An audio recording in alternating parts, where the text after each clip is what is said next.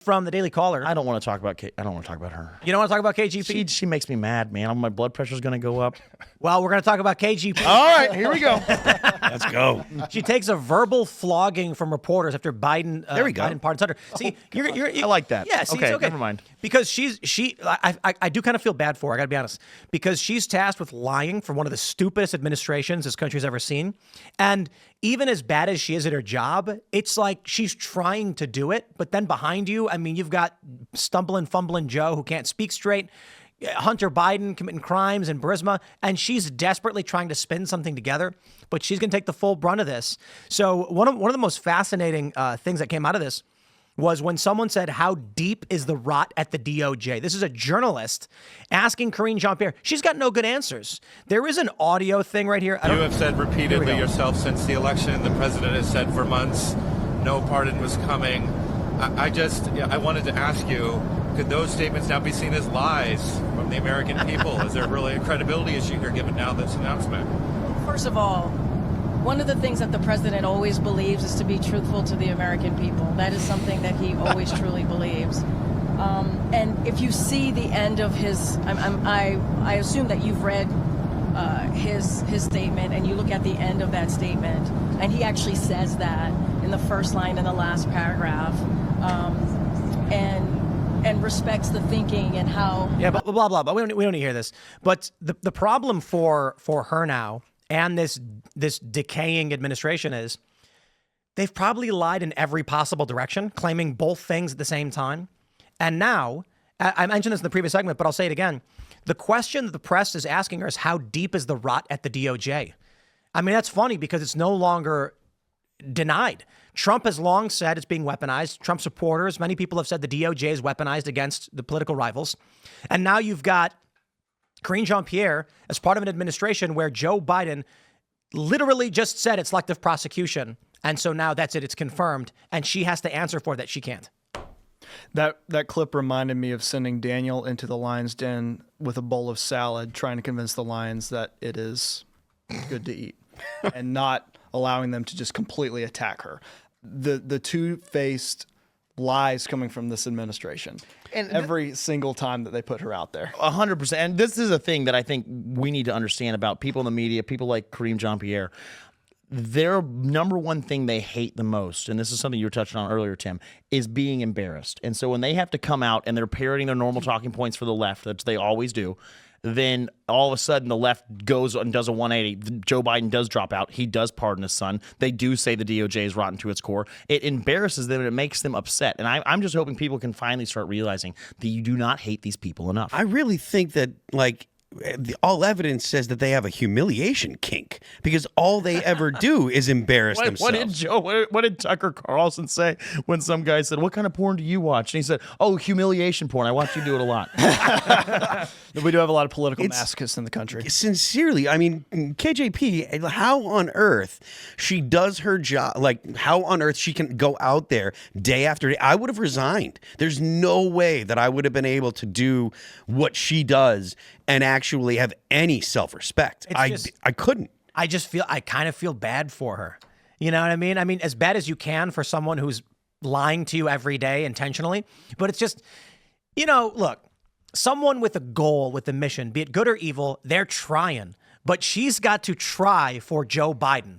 Like, trying to lie for that guy, that's a difficult thing. Oof. I mean, he pardons his son and then doesn't leave the country. He leaves the continent. Yeah, he went to Africa. Africa. I love that. He's gone to Africa. Also, this is like a pattern. Like he was in a rainforest like 2 weeks ago after he said something stupid. Oh yeah, and then he walked into the rainforest. He just walked into the rainforest after. You're like, where's he going? I know. Like, is he looking for other homes? Like Hunter wants to stay in the country, and Joe Biden didn't pardon himself. He's just going to go over to Africa somewhere. Like, what's he up to? I don't know. To be fair, her job is to lie and then get called out for it and just try to keep lying and send the media off of the trail of whatever they're trying to accomplish. I mean, you're right, but you look at the way that McEnany did her job. And look, that was awesome. I think Donald Trump is going to be great, but Donald Trump was very loose with facts and he was very, very loose with the way he spoke. And KJP, just when it comes to the way that Biden lies, compared to the way that McEnany would deal with things that Donald Trump said that were skirting the truth or were incorrect or whatever. She was an absolute all-star. McEnany handled the press and handled Donald Trump incredibly professionally, and she generally made the press look bad. KJP, I mean, like I said, I can't imagine how she looks herself in the mirror every day, because not only does she have to go out there and defend some of the most blatant lies, but she does it so badly that you're not buying it. At least McEnany, you were like, okay, yeah, she's got that book. She's pulling up things that people said, and she was going, had all these things marked because she knew what they were going to ask that day. Every single day, she knew what the press was going to ask because she knew what Donald Trump had said. KJP comes out there and she doesn't have good answers for the things that Joe Biden has said. Yeah, and I'll tell you, I think Kayleigh McEnany and her sister Ryan, they're literally once-in-generation talents on handling the media. And the thing that I love about Kayleigh is no matter what Donald Trump would say, and, then the media would start going off like, oh, well, actually, this isn't true, and we think that this was exaggerated. As soon as Kayleigh all of a sudden would hear that, she would say, oh, we're going to page 42. And I loved how she would have her great French tip nails, all of a sudden turn, and then just rip this person a new one, and then bring out receipts, and then it turned out, oh, wait, Donald Trump was telling the truth. It's like literally... when they're saying, oh, the water's turning the frogs gay. It's exactly what's happening. Yeah. Thank God for RFK. We're going to fix that problem. Republicans have to be prepared with the media. Yeah. Democrats have not had to be prepared for the media, and now they are getting a little taste of it, a small taste of it, because she came out there all prepared. KJP could have just walked out there and had basically her time in the sun and just enjoyed it and soaked it up. But even on Capitol Hill, when you are dealing with reporters, they will treat you differently. With the Democrats, they're writing up your bill on the latest legislation that you wrote. And with Republicans, it is taking your words and twisting them wildly out of context and then asking you for comment 5 minutes before they drop it on the wire. I also feel bad for Jen Psaki, because she was better. She was better. I actually gave her praise because I'm like, as liars go, she's crafty, right? She's not great, but she does a good job. But she goes to MSNBC, and now it's just, And now Alex Jones is going to buy her out. Yeah, she jumped ship to go to a sinking ship, and it's like, oof, man. Well, you can only feel so bad because part of me, there's just the schadenfreude of like, you are evil people, you lie, cheat, and steal, you have disdain for the working class in this country, you have disdain for the population of this country, and this is what happens when you're a bad person, so what can I say? Yeah, but the big thing is, we got Caroline Leavitt coming in as press secretary, and I think she had a phenomenal idea, and I think it's heavily influenced by Barron. But the big thing is that we're going to start opening seats up for alternative media, kind of the new media, front seat. And having a lot. I mean, I hope you'll be there as the Jewish Times reporter. Yes. But I'm Jewish affairs correspondent. Jewish affairs correspondent. I'm going to make you a name tag for that. But I mean, you think about this. We're going to start having people who are not tied to editors, who are not tied to people who have to push all of their. Because I mean, you think of like places like Timcast, places like Daily Wire. They have their subscription service, so you guys are not going to lose your income. That's going to float you all the time, so you can actually report the truth. And I think having these people in the briefing room is going to be a massive, massive win for the American people. I mean, that's the goal, is to have that kind of that kind of influence. But I'm curious as to if you guys think that there's going to be an actual change the way that the media treats the incoming Donald Trump administration, because of the fact that there's going to be, I mean, I imagine there's going to be some amount of podcast people, and if I understand correctly, the president has been signaling that they're going to have podcasters as people in the press pool, and if it's no longer dominated by the people, the establishment media or the legacy media, if it's no longer dominated, do you think that the tone and tenor inside the press pool is going to have to change, or do you think it's going to be something where you're going to have like the podcasters and the legacy media, bickering amongst each other or Here's competing? Why it won't, because they will be competing.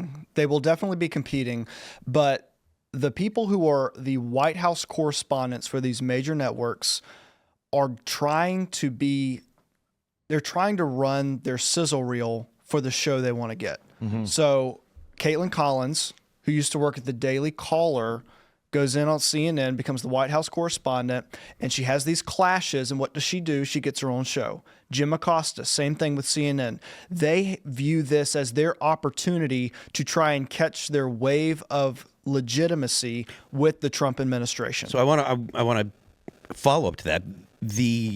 It clearly didn't work out for CNN to have Caitlin Collins or Jim Acosta have their own shows. They've watched their viewership go down. It's not about CNN. It's about the person themselves.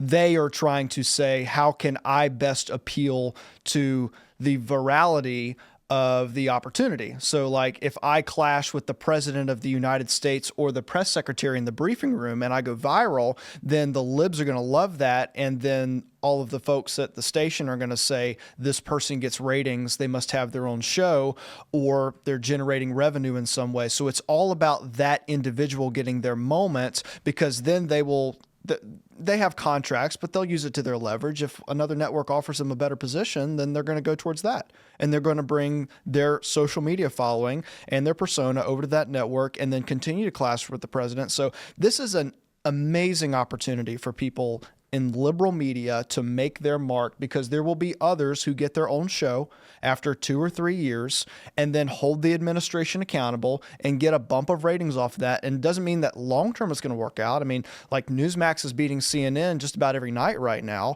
MSNBC is about to get sold off to something. However, those individuals themselves have made a stamp in their career for themselves, and frankly, they've already made their millions too. That's absolutely great. But Phil, going back to your point, I do think in the briefing room, when you're going to have kind of the podcasters and people, alternative media in there, and then you're going to have the legacy media in there, I do believe there's going to be, for the first few months, maybe a year, kind of there's going to be like a scene from Mean Girls where they're like, oh, you guys aren't actually from us. You know, you're not one of us. We don't like you that much. But then all of a sudden you're going to see them then be like, wow, the proof's in the pudding. I mean, it's like we just watched a video of RFK with his shirt off at 70 years old doing a backflip off a pull-up bar. And it's like, okay, that's the guy we want in charge. Oh, it was sick. Wow. Yeah. It was sick. And he's like, that's the guy we need a backflip. Yeah. No, not like a. Not. He pulled himself rolled up all and the way backwards. rolled backwards. I see. Yeah, but you see this guy with his shirt off, and he's freaking jacked at 70 years old. It's like, okay, the proof's in the pudding. And I think that's what people are going to start realizing with these podcasters are asking honest questions the American people want to know, and they're starting to get massive rating bumps. Honest question is, what is in his pudding?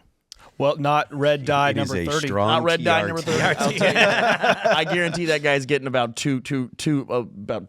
He's getting a lot of tears. It's called gear, man. He's geared up. Who knows? It might be those stem cells from all those fetuses, those late-term abortions that he supports. So We like RFK. We're pro-life here. I'm sorry, but you know, we can keep going.